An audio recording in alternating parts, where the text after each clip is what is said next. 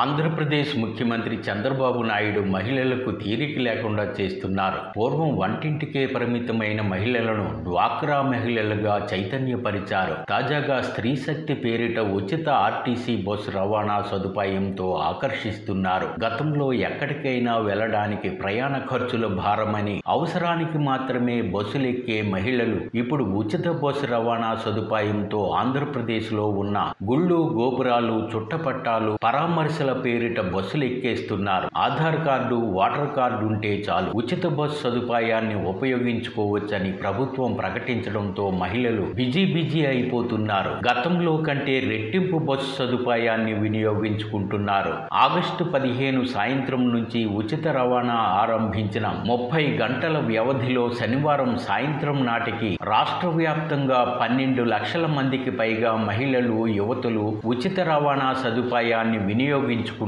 ఇలా స్త్రీ శక్తి పథకం ద్వారా ప్రభుత్వం ఏడాదికి 1942 కోట్ల ఖర్చు భరించాల్సి ఉంటుందని అధికారులు అంచనా వేశారు. ఇలా మహిళలకు ఉచిత రవాణా సదుపాయం ద్వారా ఆర్టీసీకి ప్రభుత్వం నుంచి భారీగానే ఆదాయం సమకూరబోతోందని ఆర్టీసీ అధికారులు హర్షం వ్యక్తం చేస్తున్నారు. సింహాచలం వంటి ఘాట్ రోడ్లున్న దేవస్థానాలు, పర్యాటక ప్రాంతాలకు కూడా మహిళలకు ఉచిత రవాణా బస్సు సదుపాయాన్ని వర్తింపజేశారు. City ordinary, metro, express, Palle Velugu, ultra Palle Velugu బస్సులను వినియోగించుకోవచ్చని అధికారులు చెబుతున్నారు. దీంతో మహిళలు సంబరపడుతున్నారు. ఇలా వీరు జిల్లాలు దాటి కూడా ప్రయాణాలు సాగిస్తుండడం విశేషం. విశాఖలో ఒక్క సింహాచలం ఆర్టీసీ డిపో నుంచి గతంలో శనివారం వంటి రోజుల్లో 17 లక్షల ఆదాయం వచ్చేది. తాజాగా ఉచిత బస్సు రవాణా ద్వారా 21 లక్షల ఆదాయం ఆర్టీసీకి వచ్చిందని అధికారులు చెబుతున్నారు. ఉచిత టికెట్ ప్రయాణాలకు ప్రభుత్వం నుంచి